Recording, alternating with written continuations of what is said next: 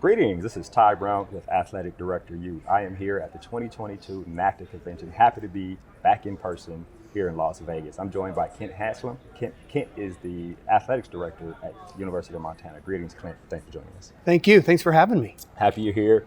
Your experience, you've been the AD there since 2012. Right? You got there, I believe, in 2006 in a position that was Associate AD for Development. So fundraising is big in your background. You guys have built a number of new facilities since you've been there. You also have a background at Northern Arizona. You worked in professional baseball and for the Olympics. So you have a wealth of experience that I want to talk to you a little bit about being there at Montana. The first thing is Montana and Montana State. Yeah. You guys share the Board of Regents, which is different than like in Texas, you have the University of Texas system or Texas A&M system, or in Louisiana, you guys actually share the Board of Regents who have to make decisions for both schools to make sure everybody is getting the best education in the state of Montana. To me, that means is the onus is on you as an athletics department to create the best unique value proposition for your student athletes, right? To compete with those guys over there. Talk to me a little bit about that setup and how that forces you to operate in terms of the competitive nature of athletics. Yeah. Well, the Grizz-Cat rivalry is real. Right. It's very real. And it permeates all the way up into the legislature and into the Board of Regents. And certainly it creates a unique environment. The state of Montana, I tease that, or a lot of people say it's a small town with really long roads. Yeah. That entire state is really tied together. And so having a Board of Regents that oversee both schools, there gets to be a little bit of competition between the two. We both have different missions in the state, but it really does put the onus on us as athletic directors. We're in the same conference. That makes things a lot easier. But it puts the onus on us as athletic directors to collaborate on like challenges. And those like challenges are going to be the same. We both want to win championships. We both want to educate student athletes, provide them with great opportunities. Right. But we do have to make sure that we're competing against them. And there's no bigger game in that state, whether it's in volleyball or in football or basketball, whatever it might be. And so it really does, it's a unique setup where we've got to collaborate but compete. Yeah. And that's a unique place. Yeah, what makes Montana unique? If you guys were both, like say for instance somebody went to Montana for undergrad, Montana State for grad school, and made $16 trillion, right? And both ADs are sitting there trying to sell this person on bringing money to help our student athletes. Tell me about the unique value proposition that you would present. Well, for us, we have a very much a broad-based educational opportunities. I think our facilities are top-notch. We have a great history. We won a lot of championships. We're located in one of the most beautiful places in the country. Yeah. They could say the same thing at Montana State. Right. There's no doubt about that. But the University of Montana, we've really got kind of a small town feel with real big time opportunities. Yeah. We have some alums that are remarkable that have gone on to be CFOs of Microsoft or COO of Nike, Pulitzer Prize winners. We've had a lot of people come through that university, and it's a unique place in a unique state. And one thing I can promise you that it's not the same temperature as Las Vegas in the middle of the summer. I can tell you that. I tell you what's funny about your answer. Like you went right into it, like the spiel. Like we got this. It's funny, but you got to do that as an athletic, especially as a fundraiser. Yeah. To be able to do it. What's unique about what you do there is every school in the nation has their own kind of mix of how they fund their athletic department, right? A lot of times, and most times, they receive a whole bunch of money from the university. What you guys have done, which I think is also a value proposition, is you guys are anywhere from 60 to 70% in terms of your own funds, in terms of your budget, and the rest of that is a mix from the university and other things. Whereas that's unusual, right? It is unusual, and what that does is it does create a bit of a cliff for us to fall off of. Okay. The bulk of our revenue comes from ticket sales for football. We will generate anywhere between $6 and $7 million a year in football, and at an FCS level, that's extremely unique. Okay. For example, for us, it doesn't make sense for us to go on the road and play football buy games because we make more money playing them at home. We like to go on the road. It was great to go to Washington last year and beat them and get a paycheck. But for us, we have to rely on fans packing up in their car and driving 6 or 7 hours to come to our football games. And so it puts us in a unique place where we've got to make sure we keep that product fresh, that we keep it competitive, and that we keep them having a reason to not sit back at home and not navigate the interstate and watch it on TV. And so I'm proud of that. But then you have a pandemic hit you, and it really shows how much you rely on your own revenue to keep this engine moving. So one thing you said there, because I'm gonna ask you about the post-pandemic, but tell me if I get this right. It sounds like you said you make more money at home games than you do when you go out and play these big time, especially if you beat one of these big time schools in the FBS. So tell me about that aspect. That's a unique thing too. Well, each of our home games will generate probably $800,000 to $900,000, and most pay games coming to FCS schools. The most we've gotten is we're approaching $700,000. Then you get to play it at home, and you get to control the whole environment. And so we don't have another FBS game on our schedule. We're working more on 7 home games. We've got a year where we could even get 8 home games. I think that might be too much. But we do put ourselves in a great spot. Now, if football and our other sports, our women's basketball generates more money than anyone in our conference, and our men's basketball does really well too. But we have to make sure we continue to keep that machine running, and we make it off of people in seats, Ty. We don't make it off of large TV contracts. We've got to have people, like I said, pack up and come to our stadium. And really unique fact, probably more than half of our season ticket holders travel more than 2.5 hours to get to our games. So it's Montana's got long roads. People don't have problem driving. We've got to give them a reason to drive. That is excellent, because the fans are pretty much the most important thing next to student athletes, obviously. There has to be a sense of constantly pushing the envelope and creativity so that the fans stay engaged, because you need them in the seats. I mean, 100%. We do. We've got to have them in the seats, and it becomes a good mix of making sure we're recruiting great Montana student athletes, because Montanans love to cheer on their own, and then bringing in great out-of-state students that connect and engage in Montana. And then those people who really understand. I started this off by talking about Montana really is just a small town with really long roads. There's really a unique, I know every state will say this, there's a real unique feeling about being in a state where there's no professional sports around you, and there's no other Division I institutions. And so you really have a chance to capture the passion for the state, which I believe we really have. Right. I believe your mission is higher education through athletics, in terms of the athletics department. Now, is that something, I imagine that's always been the mission of the athletic department, but taking over in 2012, did you have to re-emphasize that, or did you create that I guess, mission? Well, and I think anybody that works in college athletics is focused on education. If you're not, then you're in the wrong business. I think we've lost track of that over the last several years, where we've gotten to the point where we don't even value that education that we provide. I've always said that I believe in the role that college athletics plays in higher education. I believe you can learn things competing that you cannot learn in any classroom. You can learn how to win, you can learn how to lose, you learn how to be a part of a team, and you bring student athletes in that have this unique talent to compete. And so I have always been a firm believer that education is the path to a better life and better opportunities, and using that through college athletics and taking that talent, I think, is important. Right. And so in terms of when you took over, I mean, did you emphasize that more taking over, right? Coming from fundraising, and now you're in this position where the whole athletic department is your responsibility, right?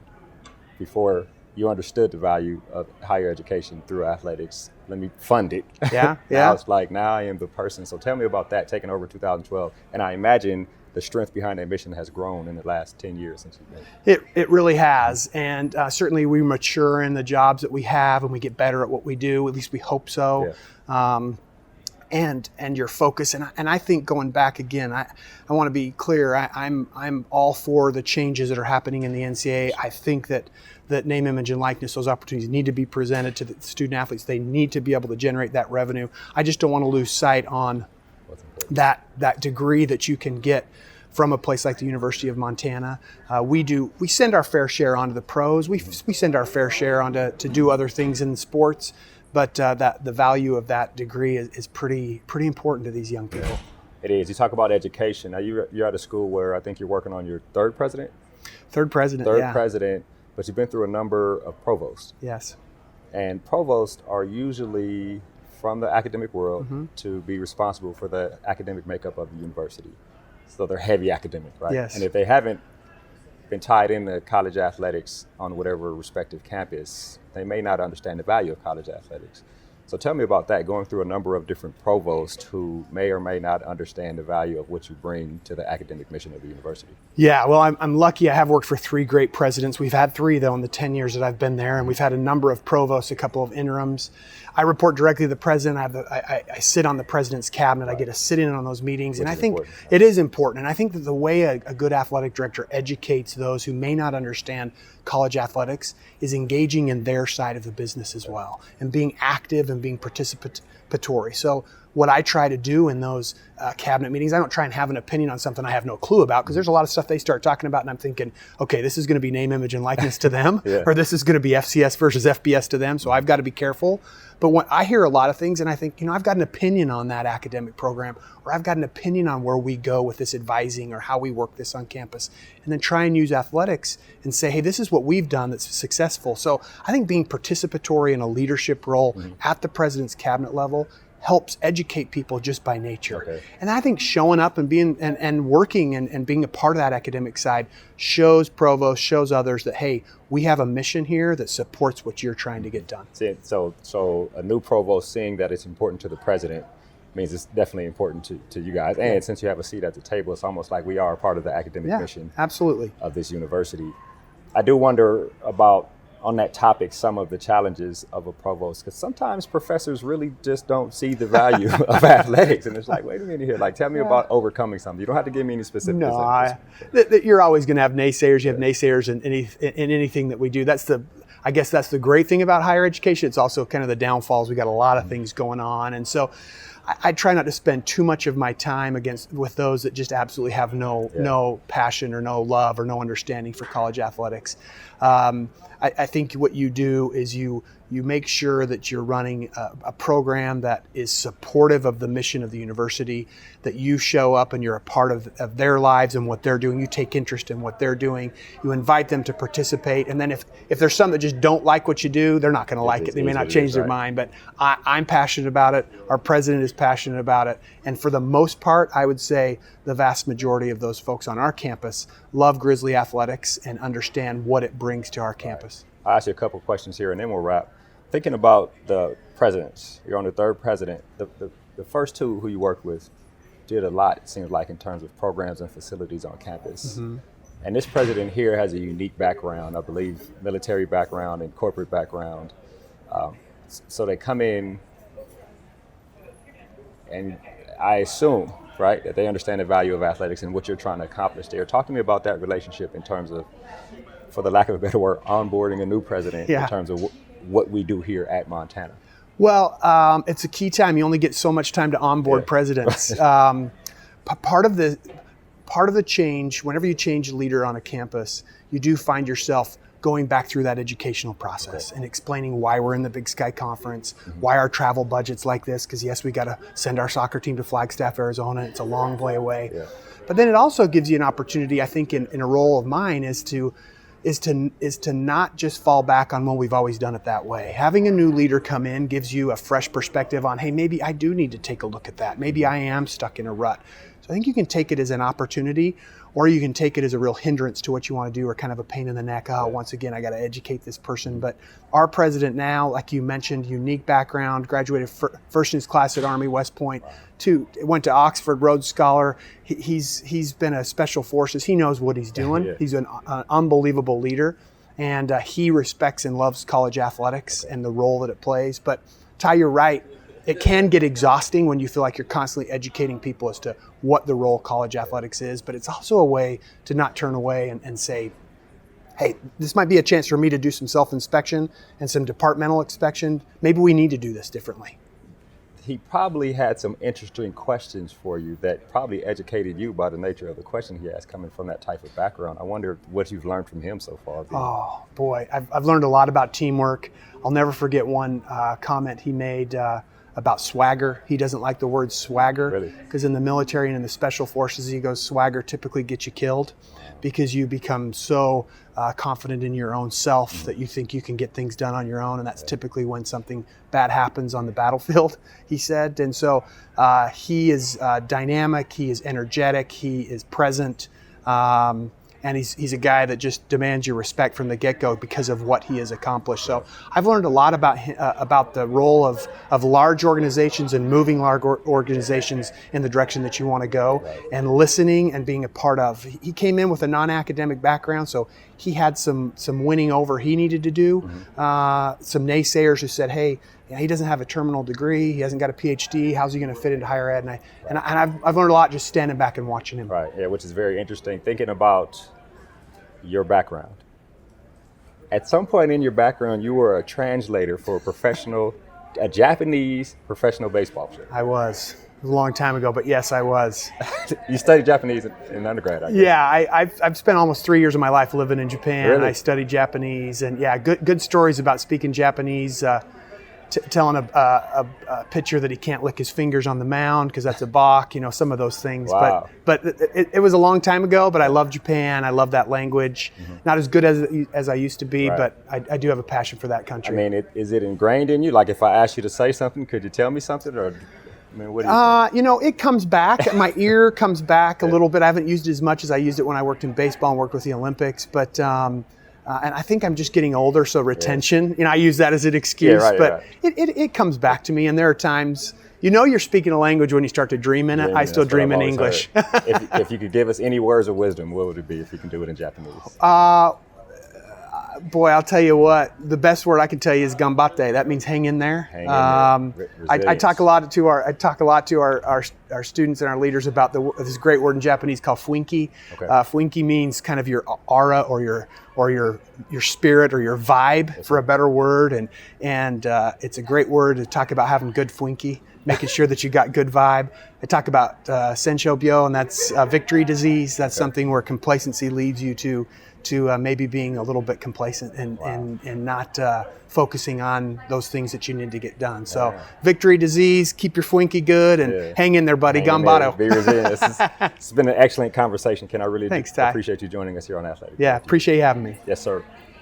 That was Kent Haslam. He is the Director of Athletics at University of Montana. And of course, I am Ty Brown with AthleticDirectorU. And keep in mind, the role of a leader is to create and maintain an environment that people want to be a part of. And as always, be better tomorrow than you are today.